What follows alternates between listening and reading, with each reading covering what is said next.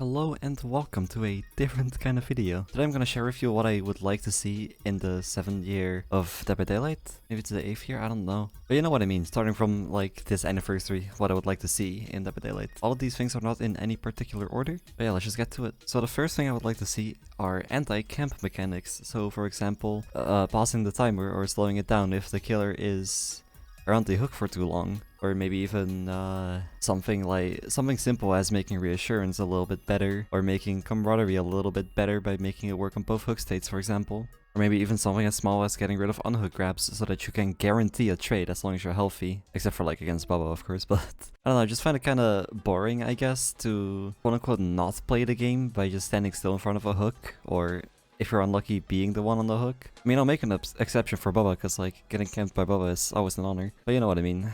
So the second thing would be a map creator, or kind of like a workshop, which would, I guess, kind of work similarly to Meet Your Maker, which is also a behavior game where you can make your own maps and yada yada. It would be nice if you could like select the lighting of a different realm and then use realm tiles, and you would pretty much have to place them on a grid, because tiles, like the tile spawning in DBD, also works based on a grid.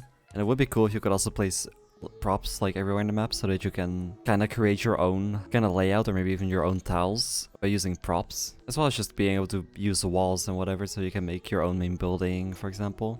Would also be cool, additionally to being able to select map lighting, if you could create your own lighting. This would really just allow people to make their own maps, or even recreate maps from other games, and maybe even remove maps like Hawkins. And then, like, let's say Behavior sees a map that is really good. They could ask for, like, permission or something in a way. Kind of like how Counter-Strike has maps come from the workshop into the actual competitive pool. And then they could either pay the creator with real money or with ARC cells, or, you know, just a bit of an idea that I think would be really cool to have. I'd actually spend so much time making maps. So the third thing on my list would be better graphics options. This is a thing that a lot of people have kind of been wanting, whether you're playing on PC or console. Because right now, on PC, the only settings you have are low, medium, high, ultra. Console doesn't have any settings, they're forced to play on, I think, high. So it would be nice if both platforms could select how high they want their texture quality, how high they want their shadow quality, whether they want anti-aliasing on or off, whether they want screen space reflections, you know, all of that cool stuff that has been floating around in games for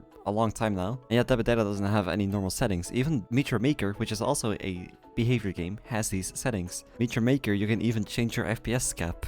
Dead by Daylight, you can only change your FPS cap if you go into the config files. You can only do it at a max of 120. This is probably because of like an engine limit, because Behavior made their game like really poorly back in 2016. And if you go above 120, things probably start to break a lot.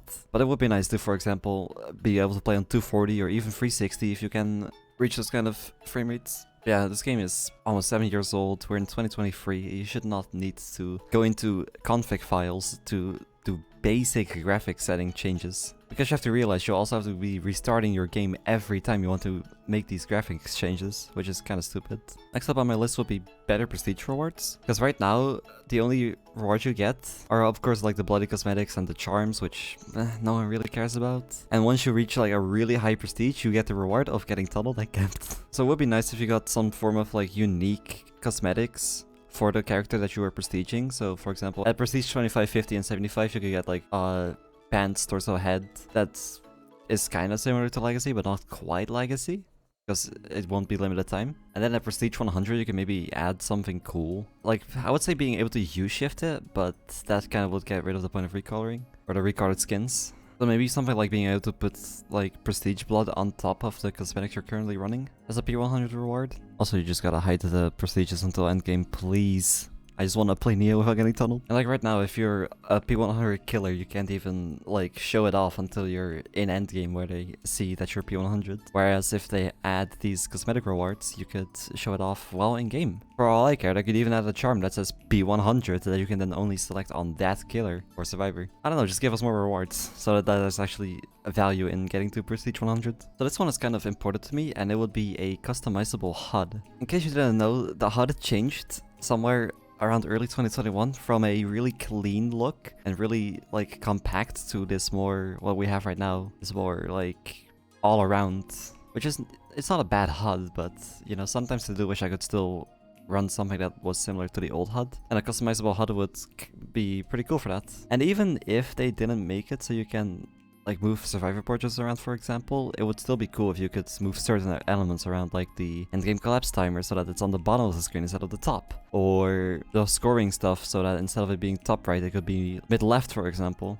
Because right now the only HUD changing we can do is HUD skill, which is obviously not that insane. Though it is nice, so I appreciate Behavior for adding that at least. Ideally, I would also like the option, like on top of that, to be able to disable overlays. For example, Plague's Vomit overlay, or Nemesis Infection overlay, Wesker Infection overlay, Pyramid Head Torment overlay. You get the idea. I really do not like the overlays, especially not Plague's, just because it kind of makes me feel... It just doesn't make me feel good, I guess, if that makes sense. And yeah, if you were able to change the HUD around, like, fully, then you could also, I guess, recreate the old 4.5.0 HUD, which I don't know why you would want to do that, but hey, it's an option now. Next up would be anti-hostage. So this kind of goes around both ways. So what I mean is that certain things that you can do on either side can make the game, instead of just ending it, like, within a couple of minutes, it can take legitimately 30 minutes to an hour. So, for example, if you find a survivor in a corner, then you can just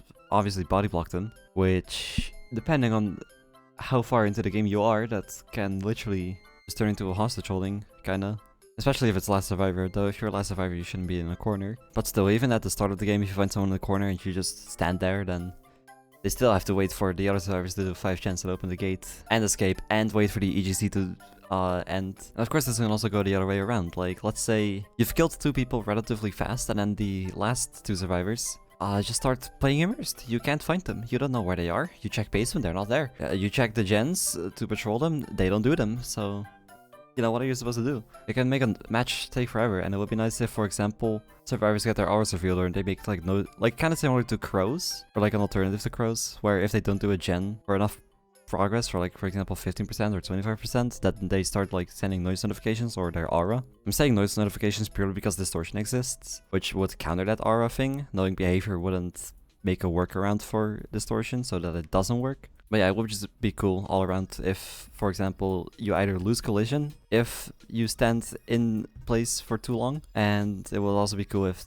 the survivor, for example, gives notifications when they don't do a gen for too long, when there's still gens to do. And the final thing, which I'm going to get clowned for because I say this every fucking stream at this point, if you know me, then you already know what I'm about to say, and then it is an FOV slider. I would love to be able to play killer with 4 perks instead of 3. I have to run Shadowborn on every killer or I get motion sick. If there's, like, for example, the archive challenge or Skull Merchant, where I have to use her 3 teachable perks and that's it, I struggled. Not because of the perks, because I don't have Shadowborn. I cannot play on an FOV of 90 on a 16:9 aspect ratio. If it was, you know, for free, sure. Which is also why I played Stretched, really, so I could play Killer without Shadowborn. But yeah, it would just be nice if Killer got an FOV slider. At the very least, ideally up to 120, because I love playing games on 120 FOV. It is my favorite FOV. And it would be really nice for killers like Billy and Blight. It would just look really clean. And I would even run it on, for example, Huntress. And I personally would also like a FOV slider on Survivor up to, I guess, 97 would be a fair number. Though I already know killer mains will be go like, oh my god, it's just like Sweat Dress all over again. We can't, we are shit at the game.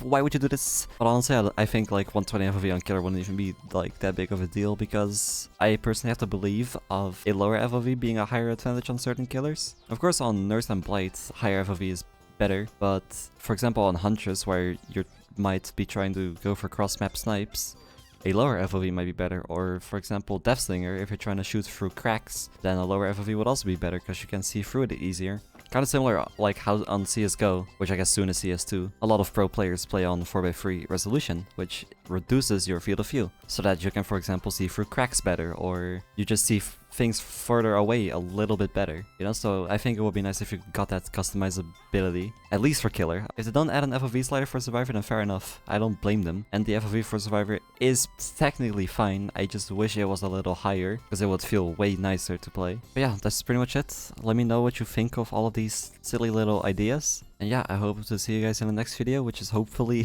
gameplay, but I need people to chase me. But yeah, have a good day.